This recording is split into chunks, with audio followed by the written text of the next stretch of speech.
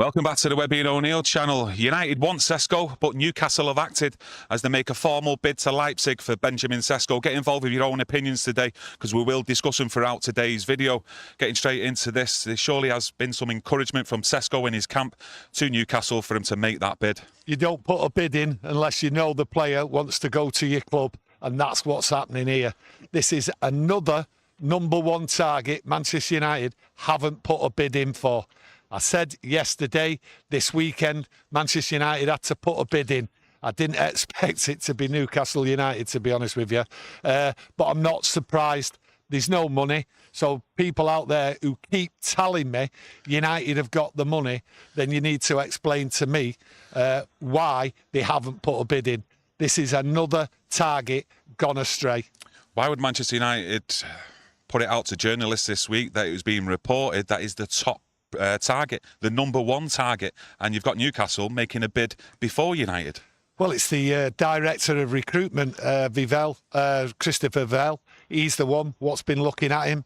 Big, strong relationship going back over years and all that. It looks as though they'd overruled Ruben Amorim for his target, which was allegedly Ollie Watkins.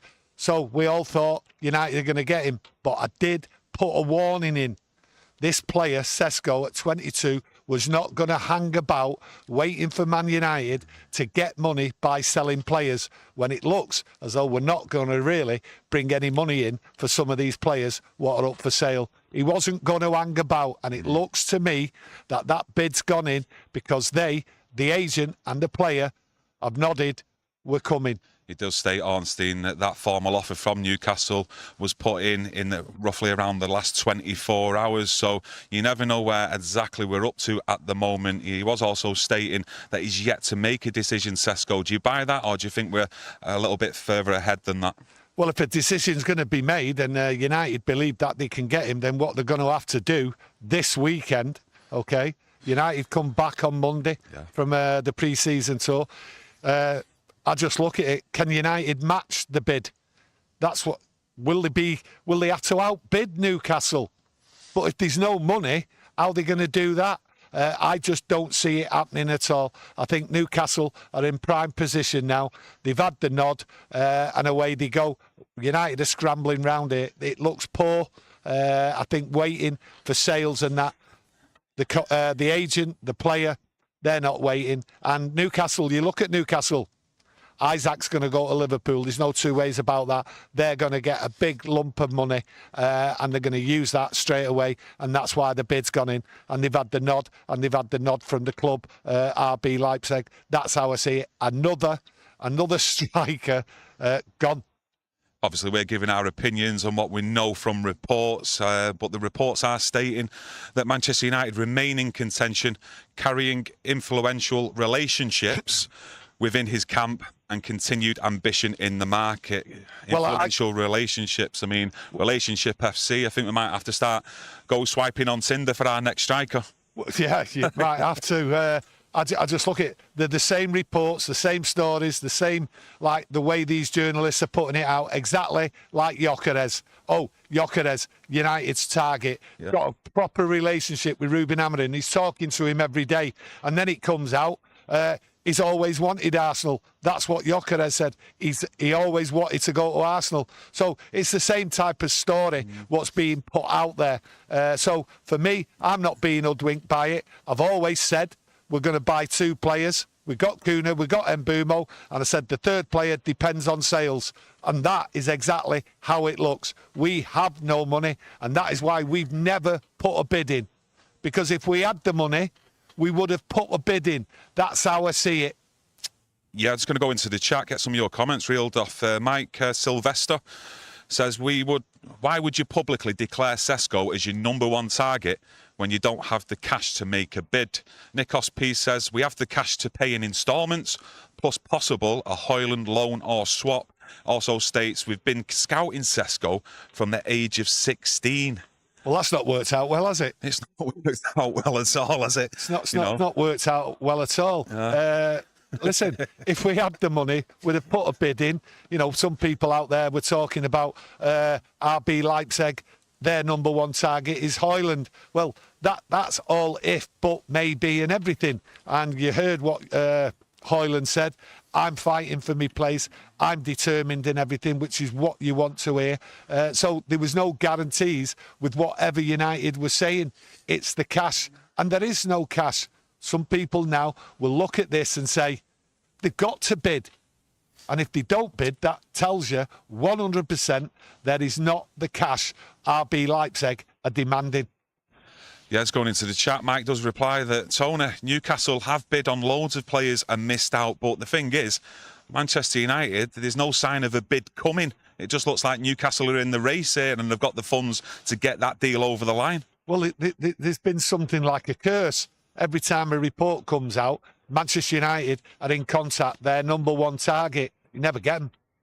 We never get them. We know Mbeumo was always coming. We said that from day one, 3 months ago. Yeah. Kuna was put in straight away. And everything the director of recruitment has been doing hasn't worked. He's not got the players out. So all his talking to the players and everything, right, was depending on money coming in from sales. I think he's been led up the garden path. Christopher Vell will be very, very disappointed. It's not as though he's not done the work. Yeah. He's done the work for recruitment. But on the other side, he's not got the players out. He's not got the backing from the club financially to get them bids in. No, he's not got the backing financially. Yeah. But he must have known that the money, what he needed to recruit players to come in, had to be from sales. And he's not been able to get them out. You look at Anthony, turned down bids. You know, these are the reports. All he wants is Real Betis, and that's only going to be a loan. And you look at Sancho, there's no way you're getting any money for Sancho because that'll go to the death, and United will just be happy to get him off the books. Garnacho, you don't know what's going to happen there. Will you get big money? Will he go out on a loan? So for me, there's no money coming in. And I did say a week ago, I think United have just accepted that there's no money coming in. That's how I look at it. And the reports. That's all we keep getting. Talking to players. That's not good enough. You don't go into conversations, your number one target, without the priority. And the priority is having the money in the bank. And United clearly haven't got it. And if they have got it, then someone explain to me, why haven't they put a bid in? It's a strange one, though, because I think it was only a couple of days ago, a journalist, Craig Hope, who's more aligned with Newcastle and what goes on up there, was saying Newcastle were walking away now from any deal because he had the feeling Sesko was leaning towards Manchester United. And then you're getting this news only a couple of hours ago, that they've made this bid. So is there any more twists and turns still to come over the weekend where Manchester United do actually present a bid to Leipzig? No, I think what it is here, I think it's the player himself. He's 22. He's not hanging about. He wants to sort his career out. Yes, he might want to come to Manchester United. Lots of players do. But the thing is, he wants his career sorted out. He don't want it to drag on, and he doesn't want to wait because he could end up waiting till the last day of the transfer window. That is no good for anybody sorting the future out. He's got Champions League football. He's probably looked at it and said, right, well, I'm off to Newcastle. That's my future sorted. I'm happy. United just haven't been able to provide guarantees. And that's what it is. He's not got the guarantee from Manchester United. Yeah, Paul in the chat says, don't forget, though, he hasn't gone yet to Newcastle. They're still saying he hasn't decided. Yeah, we're all going off the reports. We're just also giving our opinions based on the reports, trying to look in between the lines of possibly what is going on. But I don't think it looks good for Manchester United with Newcastle putting a firm bid in now. And if United don't get their act together over the next 24 hours and present a bid, I do think the lad will likely choose Newcastle. I can't see any positives or any hope when you go on what's happened with transfers. Years ago, they used to go to the clubs and not talk to the players, even though we knew they were always talking to a player before they put a bid in. But now it's open season. They talk to players, they talk to agents, they sort out the personal details and everything. And Newcastle, they wouldn't have put a bid in without knowing that they've got concrete offer that he's coming to Newcastle United. Put your bid in. That's how it's done. I've not seen it any other way with any top player over the last few years. Everything's negotiations are all sorted out before. Everyone's happy. Just put the bid in. And Newcastle have gone and done that. And they've been able to do that because they know there's already been a big bid on the table for Isaac from Liverpool and that the money will be there. Them arrangements have already been done, but they've just not accepted the fee. Now, they might go back and accept the fee, but I'm telling you, United have to act, and they have to act now. And they have to act by Monday at the very latest. Put a bid in, equal the bid, or just do, or they might have to outbid him. But I can't see that happening. Looking from a player and the agent, the camp's point of view as well, if Newcastle are putting a bid in, and by all reports, you know, Sesko does want to come to United, you know, how long do you wait? You know, realistically, we can all sit here and say Manchester United is the biggest club in the world. You know, we love our football club. Of course we do as fans. But, you know, as a player, I mean, you sat there and you're looking at it and you're thinking, this club's in financial problems. There's troubles there. Do I really want to go there? I mean, you've got to look at all sort of factors here, what they will be considering in the background as well. Listen, when you're negotiating and all that, you're looking for your future and that, and you try work it out. Yes, he might have favoured Manchester United, and you've got to go back to the Christopher Vell relationship and everything. He might have been promised this, promised that. Okay, so his options were there. Well, his options are getting limited day by day. Okay, because he might not get his option to Manchester United if there's no money and the demands what RB Leipzig. So he will have looked at his future and said, right, let's make a decision. I'm happy with it. I've got my future sorted. And who wouldn't be happy? Nice contracts in the bag. There I am. I'm off to Newcastle. I'll get some nice wages and I'll put the effort in for Newcastle, and I've got Champions League football. The decision's been made as far as I'm concerned. I know, but there's quite a few people saying in the chat that we've still got the money. Nikos P said, we only laid out 36 million in 2 transfers because the transfers are all done in instalments. Now, we do get that. That's been going on for a very, very long time with instalments, which makes it the more ridiculous that Benjamin Šeško is our #1 target and a bid's not gone in. I mean, so if you're saying there is money there, why has the bid not gone in when all the groundwork's been done by Vivell, the director of recruitment, and you've got Newcastle now leading the race? I mean, they must have been given Newcastle some encouragement for him to do that, surely. I mean, you've got to think to yourself here. I said there'd be a worry that United had to put the bid in. That was only 24 hours ago I said that, and here we are, okay? If there's money... The bid should have... What is stopping the bid when we're all getting the reports? This is what's baffling me. Okay, if we've been getting all these reports, Sesko wants United, Vivell's there with him and all that, everything's sorted, the contract would have been sorted, there's no two ways about that, right? Then why haven't United bid? Okay, it's not there. And if you look at all the targets, there's not been a bid. These are players Manchester United have been firm favourites to go and get what their targets are. And there's not been a bid because it goes back to selling players. And it goes back to 3 months ago when the men in suits and Ruben Amorim were talking about it's about sales. The third signing is about sales. We've said it and we've been criticised for it, and we still haven't got the answer. Why no bid's gone in, okay? And where is the money? And why haven't we bid? And we keep saying and been telling you, but people have criticised us because there is no money. It should have been sorted. They've had months to sort this out. It doesn't make sense when a player reportedly is mad for Man United and wants to get to Man United. What's holding it up? It can only be money. Greg in the chat says, I'm willing Sesko to Newcastle. Let them take the gamble. We need Premier League proven now. Look at all the strikers they've bought from the Premier League. York, Cole, Sahar, Sheringham, Berbatov, etc. So I think he's maybe looking at the comparisons there with Sesko. Vincent McDonald, thanks for your super chat.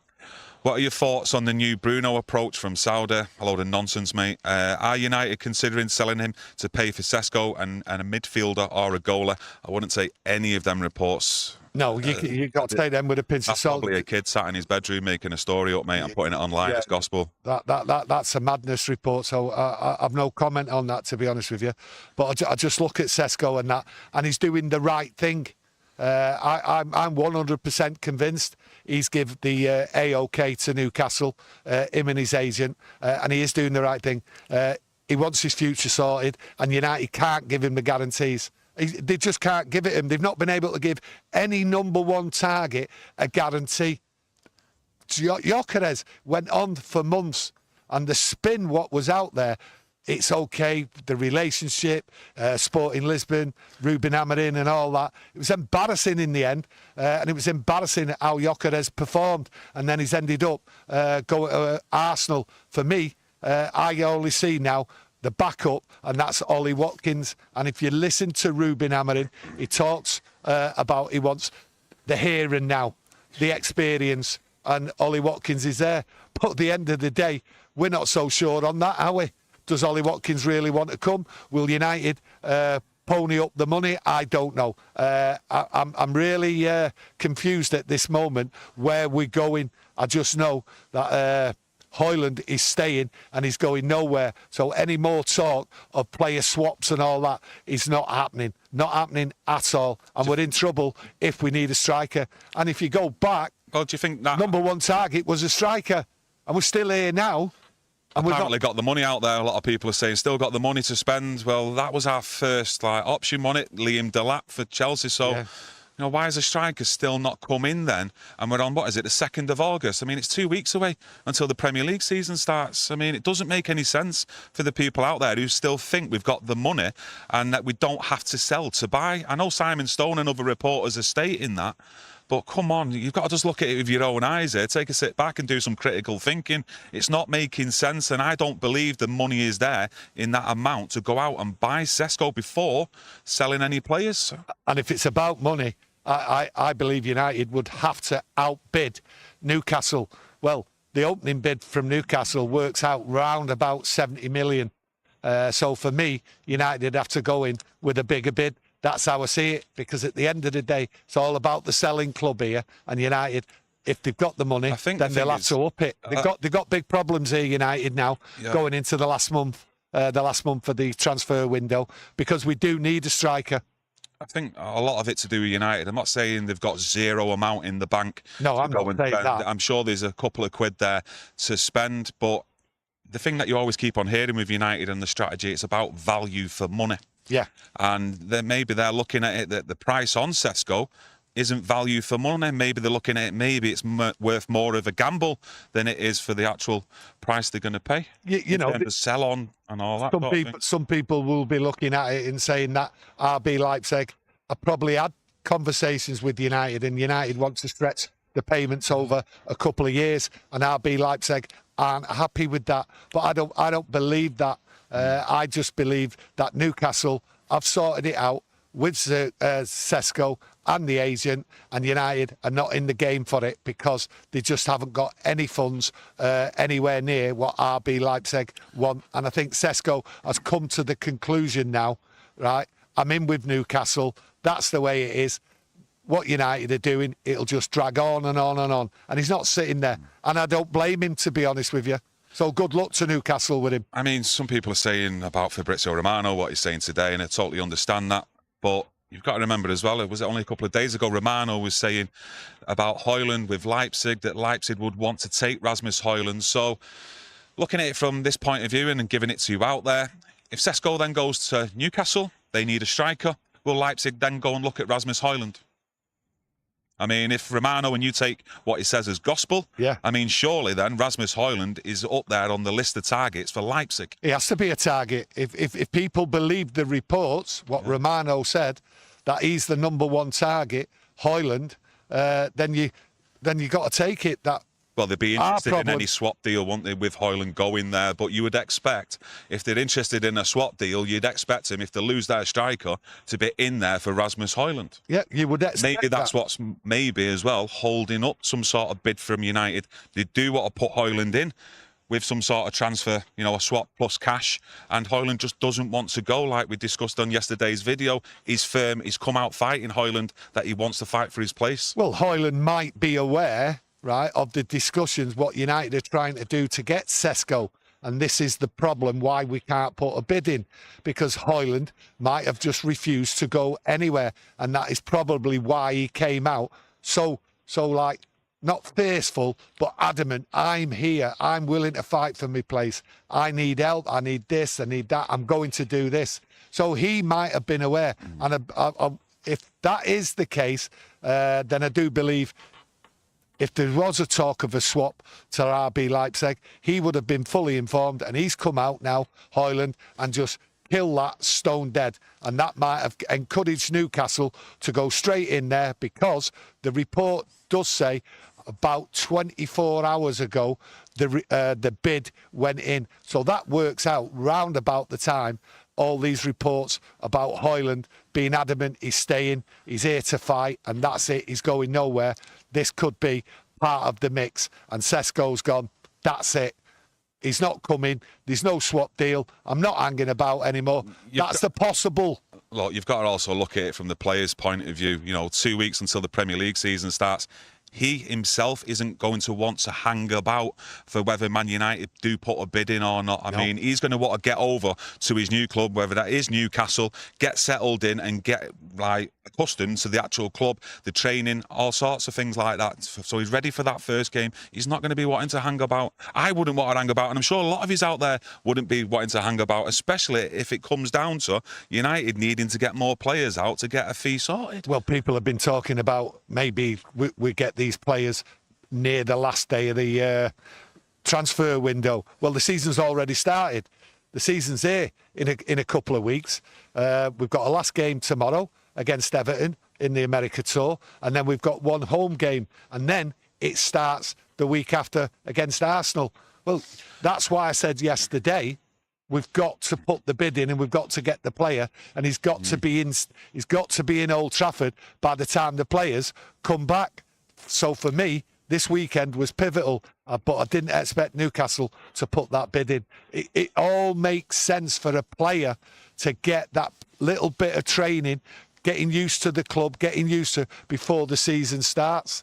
For me, we've got one striker. We've always said on this channel, we need 3 strikers. We should have been going for 2 strikers, not 1. Now look where we are. Now, I like the determination from Hojlund, but will it work over a season?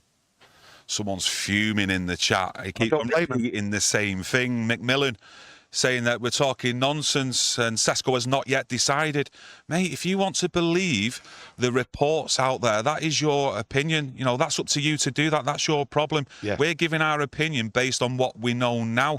If you believe that Sesko is still not decided, that is up to you. We firmly believe that him and his the player and the camp have made a decision. Because where is the bid for Manchester United when Sesko is the #1 target, what we've been told all week? No. Work it out, son. Come on. Do some thinking. Don't just listen to the reports and take them as gospel. Clubs don't put in 70 million bids, okay, without the acceptance of the agents and the player. It's not done anymore a different way. This is how it's done.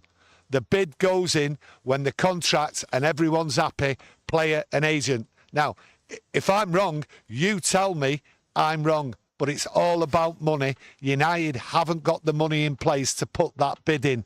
I'm not disagreeing that Sesko fancied coming to United. Of course. But he's made the decision and he's got his future sorted out. He can't wait any longer. Yeah. And why should anyone blame him?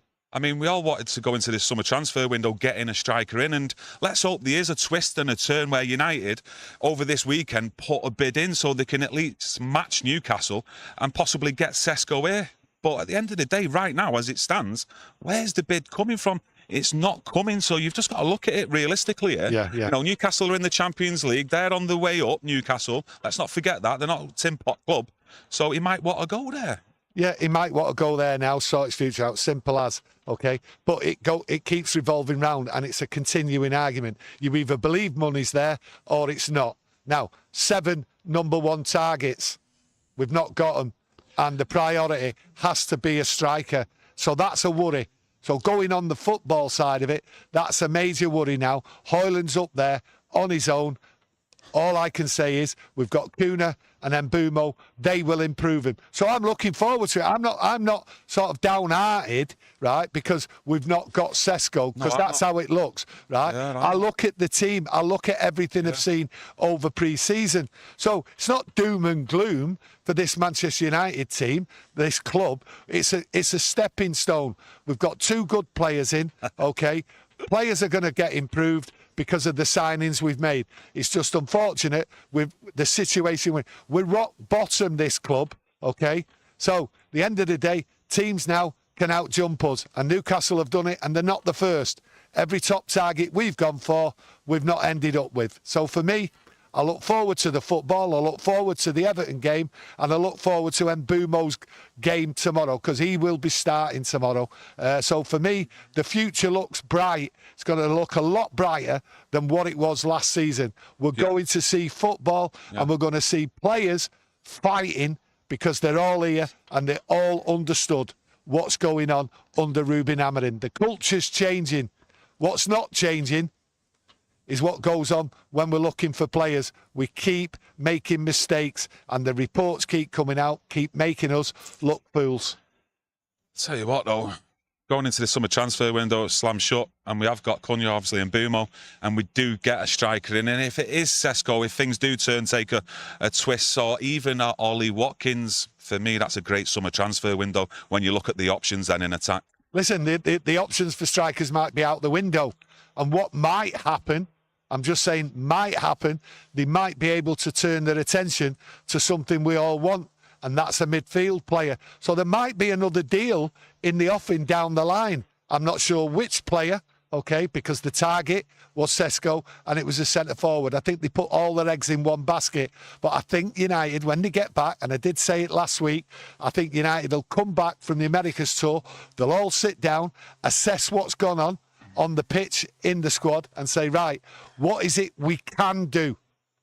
Because I certainly don't think they can go and get a striker. They cost a lot of money. And I think they will look at it and say, right, now we're in this position, forget the striker, we haven't got the money for it, but we can go and get this. So if they are going to look at something, for me, it has to be a midfielder. I do want a centre-half, but I think the midfielder, the way everything's turning out, that has to be there. The thing is, going off what David Ornstein said on Sesko, he said that the formal offer from Newcastle was made in the last 24 hours, so I'm surmising it was done on Friday. So Sesko then has all weekend to think about this with his agent, his family, plus himself, whether he wants to move to Newcastle. If nothing's done or concrete by Monday, that might give me some encouragement there that he's still waiting for United to put a bid in. But it's up to then United to get their acts together and get a bid sorted. But that's not the way I'm looking at it. They've already made their mind up as far as I'm concerned. Some people will agree with what Kieron's just said. Some people will agree with what I said. He's made his mind up. The agent sorted it out. And Newcastle have been given the go-ahead. Put the bid in. I'm coming. That's how it seems. You either accept what Kieron's just said or I've just said. No, I said I'd only get encouragement if that actual situation happened, that would come to Monday, you know, and he's not made a decision still on where he wants to go. Well, I believe he's made the decision. Maybe Vivell has been in the background, still on the phone, so to speak, but I just don't see it right now. I think when we look at transfers, not just at United, other clubs as well, when a bid goes in, it's usually been sorted in the background between the club and the actual player in his camps on, do you want to come to us or not? And let's wait and see. Yeah, I just look at it, you know, I can go over and keep repeating it, and I just look at it that it's been sorted, the bid's gone in, and United have not got the money. And if they've got the money, I've been saying it for months now, right? Then why haven't they put a bid in? It's the number one target. Doesn't make sense. And I'm telling you, United ain't going to get a striker if they haven't got the money, because strikers cost money. Vincent, thanks for your super chat. It says maybe they're thinking it's £70 million for Sesko. That's normal. But we could go and buy Lamens, the goal, I think, from Belgium, £20 million. Edison, the midfielder, I think you mean from Atalanta, £50 million for the same money. And Mbumo can play as the number 9. I still do think, mate. Well, they're alternatives. You're giving alternatives. The priority is a striker. That's what they've come out and said. All due reports out there. That's how what we've all been. The striker, And I've got to agree, they might go if you go back to them reports this week, all the reports from the likes of like Laurie Whitwell, who are close to the club, there, have said that the priority is Sesko, but Manchester United still need to get players out of the door. Yeah, they've all said it. They've all said it. I'm going to go and look for it now. No, they have all said it. Everyone keeps saying the priority is getting people out the door. And there's people still out there not reading, not listening to what's been said over the last 3 months. The priority has always been get the players out. That's why they were isolated. That's how I see it. That was to force them out. They're not getting forced out, are they? Because they know they're sat there on big contracts and they know what they want. For me, Anthony knows what he wants. He wants Real Betis. Well, we're going to end up loaning him out. Yeah. Sancho, he's just going to go out on loan. He's not going to pay a fee. That's what he's doing. He don't care. He don't care. And then you look at Garnacho. I think Garnacho, all reports say he wants to stay in England, being associated with Chelsea. Chelsea might put in a late bid. They were the reports. That's madness. You know, you're in the Premier League. Common sense tells you get the player in early. They're looking on the cheap, get a loan. And he might go out on loan. So that's the situation. Christopher Vell, his priority was getting rid of the players, and he's not done it. And he's talking about #1 targets, bringing them to the club without getting rid of the priority. And the priority was getting rid of the deadwood, the disease, as some people call it. So for me, it has been a failure because it's ending up now embarrassing. Going for players we had no money to buy. Patrick Shields, I've missed your super chat, mate, and I can't refresh it to get further back up the live chat, so I do apologise there, mate. But if you want to get back into the chat as a normal opinion, I will read it out. Ryan says Cunha and Mbumo will play as the striker ahead of Hojlund. No. Oh, I don't. No, that won't happen. That will not happen. Cunha, what you're saying is we're going to. You might see it, but the thing is, the players are playing in different positions under Ruben Amorim anyway. He's testing them out, and it's not sure. No one's sure yet who's going to play where. Everyone's fighting for that place. No one's sure where Mason Mount's going to play, where Mainoo's going to play, where Ahmad's going to play. Okay, it's all up in the air. What you will see is that Fiorentina game at Old Trafford next week. That's where you'll get an inkling of who's going to start for Manchester United. But it will be fluid. There will be people rested, people changed and all that. That's the way it is. Yeah, just going into the chat as well, people obviously mentioning about Rasmus Hojlund. They don't seem to think he's still going to be that striker at Manchester United next season, that we're still looking to bring another one in. But yeah, he's going to improve. He's going to improve. There's no two ways about it. He will improve, but will he be what everyone wants and what Manchester United need? The top striker. Well, he's got this year to do it. And I have always said Manchester United are going to keep him for a year.